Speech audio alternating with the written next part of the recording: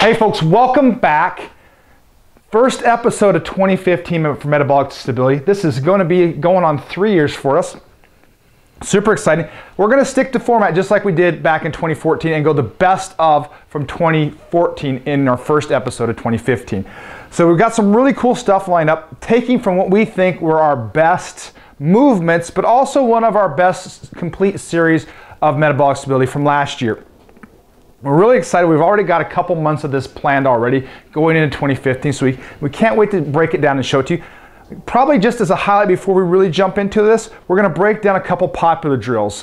One in the kettlebell world with the kettlebell snatch, and one that came out of kettlebell world, but we're going to try to solve some problems with the ultimate sandbag, and that's the get up, because we know a ton of people are using it, and there's going to be some really great synergy. And then we're going to put in a real big tenet of the DVRT system, and that's the rotational training that seems to still be a little bit lost in translation. We're going to hopefully kind of clean it up with one of our kind of foundational drills, but add a little bit of a DVRT twist to it that's going to help people grasp that a little bit better. So can't wait to jump into 2015 with you, sharing the best of 2014, all within the scope of one of our favorite overall metabolic stability programs from 2014. Can't wait to jump into this and have a great year with you. Hey folks, here we are, first drill. Josh Henkin, if you don't know him, founder, creator, Ultimate Sandbag DVRT System, Kettlebell Guru and Master RKC. We're here with one of our favorite body positions. There may be some of you out there may not have a lot of kettlebells in your gym, may not have a lot of different sizes in your gym, and kind of need to know how to progress one of the foundational drills, the kettlebell snatch. Hopefully over the last couple of years we've kind of built in the tools and progression and regression so that many of you aren't as intimidated by the snatch as you might have once been. But we're going to give you the body position. The body position that we love is the staggered stance position. So a simple heel-toe alignment. Josh is going to do most of his work. When I say most, 60-70% off this forward leg. The back heel, this is a really, really important part. The back heel is always off the ground. It's not going up and down the side, kind of like he's pumping the brakes with it. He got good pressure on that ball, that foot still, so it's still active, and then staggering into that stagger stance and snatching with the inside hand here. So real simply put, what does this mean difference-wise in regards to how the body's doing work? I had a great discussion with a client the other day, and basically they understand that the weight feels heavier. And it's by this simple act of changing body position, we can progress along proper terms, progressive overload, right? By simply changing this body position, the body comes under the influence of a lot of different loads. Those X patterns that we've talked about over the last couple of years.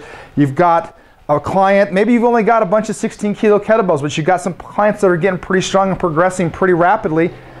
A great way to go about this is just to move simply to that stagger stance position. It'll be night and day. It's going to also show you some really solid coaching and cueing points. If you're starting to see some lateral shifts or some discrepancies in that hip hinge, you're going to start to be able to clean that up real quick that may have been hiding in this classic bilateral snatching position. It's a great drill. It allows people to really concentrate on that hip hinge and drive from that primary working leg, or the front leg, or Josh's left leg in this instance.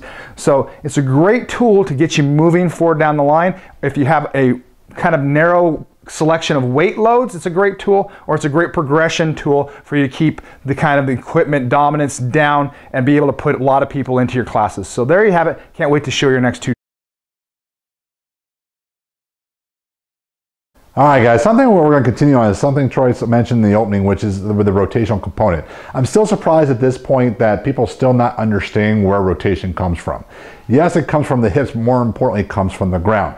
If we move this ultimate sandbag out of the way briefly, if we just watch Troy's feet in producing rotation, go ahead, Troy, there's a strong pivoting action that goes into these movements. What ends up happening, and the reason we call this metabolic stability, is so many people are interested in the metabolic component that rotational training creates that they forget the stability component and they stop moving their feet. So the reason that we don't see this pivoting action that Troy performs when most people do rotational training is they're trying to build stability from the ground up. So what you get is a very awkward rotational movement through the hips because the hips can't fully move. When your feet are locked, it's very hard to internally rotate the hip. Let's face it, most people don't have good internal hip rotation to begin with. You lock in the foot, and that's where you can get MCL tears and a lot of other problems, meniscus issues, and obviously back issues. So how do we introduce this is really important, so we can slow the speed down so people can work on this footwork, which will allow them to have that sense of stability. So if Troy goes ahead and just deadlifts our strength USB here, well, we're going to break it down in two different parts. He's going to pivot, he's going to hinge, and then he's going to row. So we're going to do this nice and slow. Pivot, hinge, set, and row. So how far do you go down is completely dependent upon your mobility, both in the hamstring and in internal rotation. If he doesn't have much internal hip rotation or hamstring flexibility, he's not going to be able to get that far over, but we want to keep that nice flat back. It could be a way to screen people as well. It's a very simple way when they're working out to seeing what type of hip mobility do they have. Let's just do a couple more reps here, Troy. The nice thing about doing the row too is it gives them the definitive stopping point, but also adds complexity to the rowing movement. We get to see how he rows in a different pattern and position than just up and down. We want to see how he can lift in different postures and positions.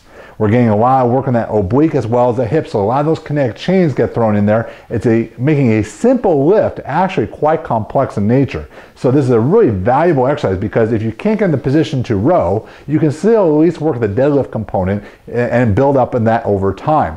So then we can add the row in when you actually gain more mobility through the exercise. All right, guys, what we're going to talk about is using the ultimate sandbag for your get-ups. Now, what a lot of people misconstrue is that the get-up is just done in one particular way. Really, the get-up is just the basis of getting up from the floor in a very efficient pattern. So we want to stay true to some of the components that you guys are familiar with a get-up, which is a rolling pattern combined with an X pattern, which is combined with core stability. Now, what the ultimate sandbag provides, it's a little different than, let's say, your overhead with a kettlebell, dumbbell, or barbell, is that at first outwardly it would look like we're not getting the shoulder stability. But what it actually does is allows us to really pay special attention to the down arm and get a lot more core activation because we have load actually upon our trunk. So this is, even though the USB is gonna be on Troy's shoulder, he's gonna be getting core shoulder stability from his down arm. We'll talk about that as we turn him around. But everything's gonna start the same. See how he rolled up, and what did not happen is this leg did not pop off the ground. If Troy goes back to the ground, what a lot of people do, somehow they go a little bit mental when they put a USB on their shoulder, and all the concepts of get-ups go out the window. So when he comes up, that leg pops up, and that's basically showing us a disconnect within that core. So you're gonna be surprised how a little weight goes a long ways in this drill. The best way to describe it is though someone's laying on top of you. So Troy's gonna roll, plant through, come to seated position. Now, the great thing about right here is he's getting that load right upon his trunk. So it's very easy for him to collapse into that crunch position. So he's actually working very hard to stay open.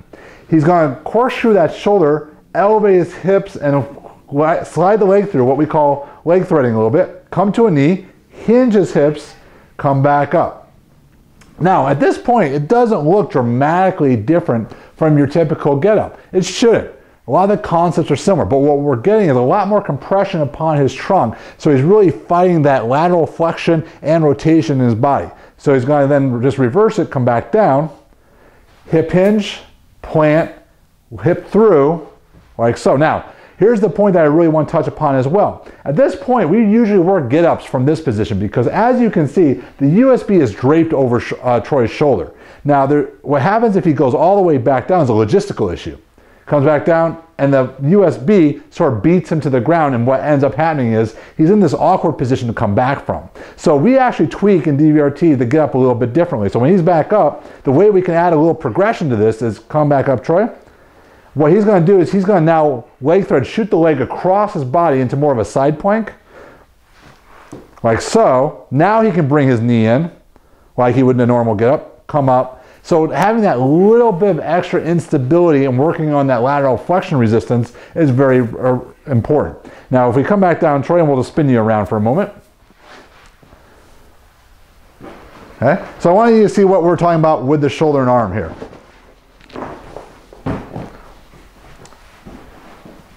Troy's gonna get all comfy here. So again, rolling the bag into him. Now, good clasp. Now when he's doing it, also as he comes up, you'll notice that he classically pulled the shoulder down. So he's actually still activating his lat. A lot of people sort of get lazy with the weight up there and they do this. You want to be nice and tall like you would with a weight overhead. So watch his arm. So he comes across. Now that plant, at this point, he's core shoring this arm in, so he's got a lot of tension in that underarm. People don't understand or typically think of the get up with a plant arm building stability and strength, but that's actually one of the most important areas. So then we just go through the same process, hip through, slide across, back in. And the wonderful part is he has all this load. So the entire time he's working through the get up with the USB, it's a side plank, side plank, side plank, moving side plank throughout the entire series. And you're really going to start to see that even people that are typically strong with a good lever arm with a weight overhead, they really struggle with the USB because it's that compressive force acting upon their body.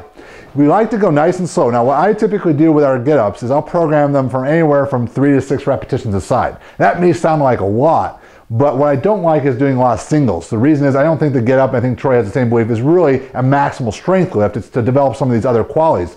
When you get the time under tension, you'll see that this actually also becomes a metabolic drill because so much of the body is loaded, there's complexity of movement, a lot of muscles are being used. You don't have to move fast, but building up the volume over time will allow people to get both a stability, core strength, and metabolic response. Again this year. If you set in on Alan Cosgrove's piece, he talked about some research regarding some really kind of innovative ways to use 21-15-9.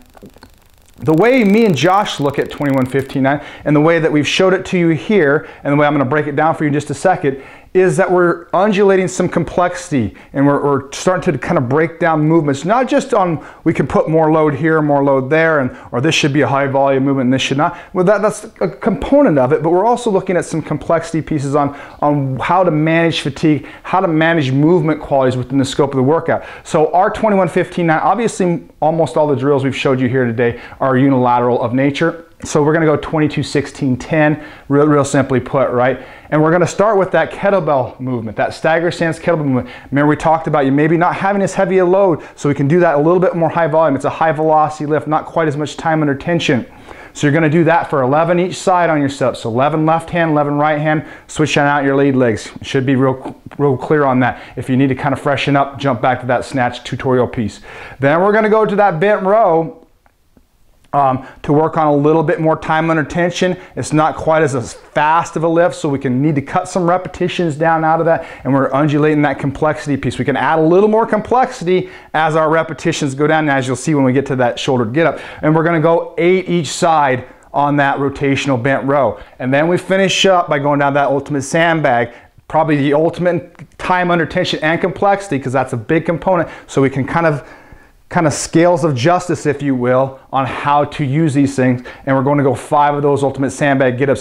Just like Josh said in the breakdown piece, in the tutorial piece about that shoulder get-up, not necessarily a maximal load lift. You're going to get a lot more of that side plank, side plank, side plank piece, and that's where the value. We all program our planking under high duration. We're going to add some load up on that upper body position with that ultimate sandbag and spend some time under tension and work on establishing some movement qualities. And again, I'm just going to reiterate, concentrate on that ground-based hand, not worrying about so much up here. That's probably one of the beauties that you're really going to enjoy as a trainer and a fitness coach out there when you put that ultimate sandbag on the shoulder for get-ups. So there you have it, our 3 best of movements of the year and our best of programming piece for the year, keeping it nice, tight and concise, giving you the movements that we think are going to be super valuable. Can't wait to share the rest of 2015 with you, and hopefully you have the best year you ever had.